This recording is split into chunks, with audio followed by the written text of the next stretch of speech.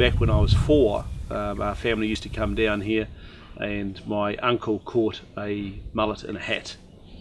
And so from 46 years ago, we used to be able to catch fish easily, to 30 odd years ago, nothing in the estuary, to now where you can go out and see mullets swim around your feet and stingrays swim around.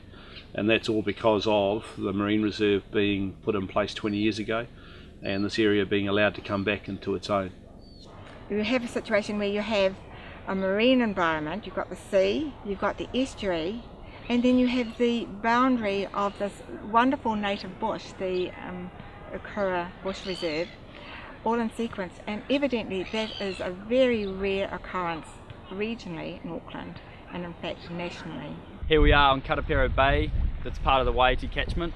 This is the last catchment on the east coast of Auckland out of 40-50 catchments that hasn't been developed. And we're really lucky to have the eastern bar-tail Godwit roosting on the shores here. These birds, when they leave New Zealand, they go up to the top of Australia, then around April, May, they fly up to Japan, China area, and from the Yellow Sea, China, they go through Siberia, all the way up into Alaska, and then when the autumn comes, they cruise all the way down to New Zealand, 11,000 kilometre journey. It's amazing for such a small little bird. They land here on the beach of Karapiro and throughout New Zealand. Further development is really going to put a lot of pressure on these species, and it could spell out their extinction. You're seeing pippies on the beach, you're seeing mullet jumping in the estuary, you're seeing the godwits, the birds all coming back, herons. The other day we had a sea leopard down here. So this place is starting to flourish again. It may take a little bit longer than Lee, but it will happen if we don't put any urban influence on it and development influence on it. There's a lot of pressure still on the marine reserve. There's, according to a report I was told about the other day, there's 1,000 tonnes of sediment coming into the estuary each year. And so the amount of protection for the estuary is still not as good as it should be around sedimentation. We have ongoing environmental pressures from urbanisation, with developers trying to develop the southern banks of the Okura estuary. So the battle's not over to look after the estuary. We have to continue putting our shoulder to it, but telling people about what's so good down here and showing people what's so good is, a passion. It's changed massively in the last few years with the development up in Long Bay, and it's been really disheartening to all the local people because of the type of development it is so intensive. So they're very worried about it, and the unitary plan should not do anything that's going to exacerbate the water quality of the Hauraki Gulf. Democracy feels lacking. The public have little idea of what is happening with the unitary plan, for example, and its possible impact on them personally. The process has been so intense that only those with the deepest pockets and the most determination have engaged for the long haul. They are usually developers.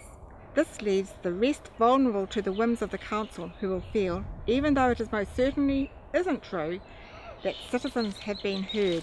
The younger generation deserve to experience this environment just as I have, experience our beautiful coastline, and intensification of construction out here, moving up the coast, is going to ruin that entirely. We are actually all working together to make sure the plans and the policies that are coming out for the next 30 years under the Auckland Unitary Plan are looking after this area. It's a huge fight. We have to have independent expert witnesses. We have to bring marine biologists down from Whangarei. We're bringing in stormwater experts, engineers, lawyers of a very high calibre that worked on the environmental court proceedings, and all of these people cost money. They cost about sometimes $250 to $350 an hour. So my part in that is trying to do the fundraising to make sure that we've got the funds to employ these people so we can fight the good fight.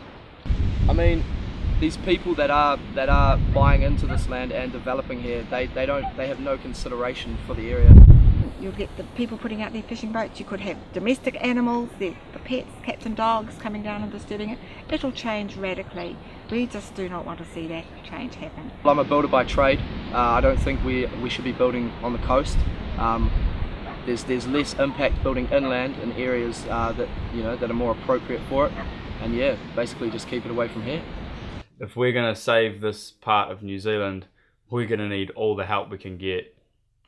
please jump on our Facebook page, check out our website, and dig deep into those pockets. Be the change.